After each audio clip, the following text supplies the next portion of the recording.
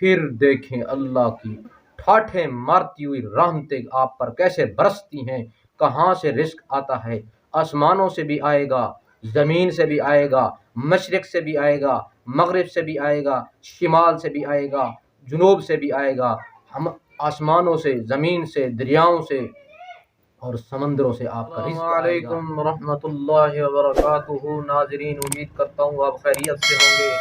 اللہ عافیت سے رکھے، اپنا کرم کرے، رحم کرے اور ہمارے بچوں کو ہمارے لیے ذریعہ آخرت بنائے، روشن ضمیر بنائے، بہترین انسان بنائے۔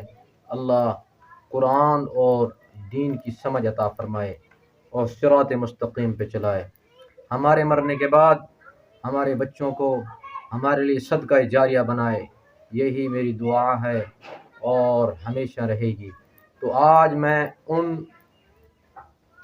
لوگوں کے لیے جو مایوس ہو چکے ہیں رزق کی وجہ سے، آئے دن خودکشیاں، آئے دن بچوں کو ذبح کر رہے ہیں، آئے دن لوگ بچوں کے حالات سے تنگ ہیں کہ 5 بچے ہیں، کیا کریں گے، کہاں سے کھائیں گے، کیسے کھائیں گے، اور بچوں کو انہوں نے ایشو بنا رکھا ہے۔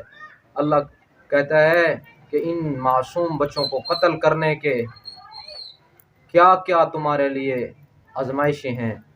تو قیامت والے دن یہ کیا بچے کیا کہیں گے، بِأَيِّ ذَنبٍ قُتِلَتْ، کس جرم میں ہمیں تم نے قتل کیا تھا، اس روٹی کی وجہ سے، اس روٹی کی وجہ سے ہمیں تم نے قتل کر دیا تھا، مار دیا تھا۔ تو ایسا نہیں کرنا۔ ان مایوس لوگوں کے لیے میں ایک مجرب بزرگوں کا دیا ہوا اکسیر الاثر وظیفہ لے کے آیا ہوں۔ انشاءاللہ دن بدن آپ کا رزق بارش کی طرح برسے گا، آپ کو سمجھ نہیں آئے گی اللہ کہاں سے دے رہا ہے۔ ان اللہ یرزق من یشاء بغیر حساب، اللہ بغیر حساب کے دینے والا ہے۔ مقصد صرف یہ ہے کہ ہمارا جو نظریہ ہو اور ہماری جو امید ہو وہ اللہ سے وابستہ ہو، وہ اللہ سے وابستہ ہو، غیر سے نہ ہو۔ اللہ تمام جہانوں کے پالنے والا ہے، اللہ صرف آزماتا ہے۔ تو آئیے اس وظیفے کی طرف جو ایک آسان قرآن کی آیت ہے، وظیفہ ہے۔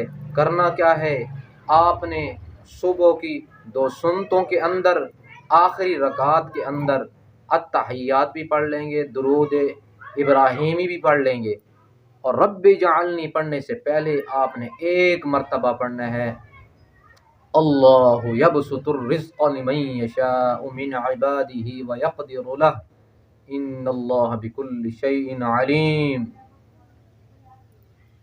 اور دوپہر کی جو 4 سنتے ہیں اس کی آخری رکعت میں بھی پڑھنا ہے، اور اس کے بعد فرائض کے اندر نہیں پڑھنا۔ پھر اس کے بعد جو سنتے ہیں نفلی ہیں ان کے اندر پڑھنا ہے۔ نماز کی تمام نفل اور سنتوں کے اندر، وطروں کے اندر پڑھ سکتے ہیں، تہجد میں پڑھ سکتے ہیں، عام نوافل کے اندر پڑھ سکتے ہیں، سوائے فرائض کے۔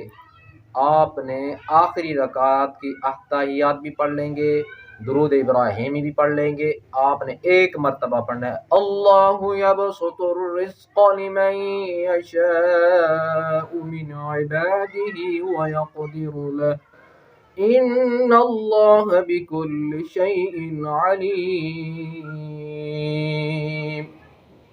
ایک دفعہ پڑھنا ہے، اس کے بعد رب جعلنی یہ دعا پڑھنی ہے، اس کے بعد سلام پھیرنا ہے۔ تو ان مایوس لوگوں کو مایوس نہیں ہونا چاہیے۔ مایوس تو ایک کافر کی صفت ہے، مسلمان کا شیوہ نہیں ہے۔ لا تقنطوا من رحمت اللہ، اللہ فرماتے ہیں نا امید ہونے والا مسلمان کی صفت رکھتا نہیں ہے، مسلمان کا شیوہ تو نہیں ہے۔ مسلمان تو ہر وقت، ہر حال میں، ہر جگہ اللہ کا ہی رہتا ہے۔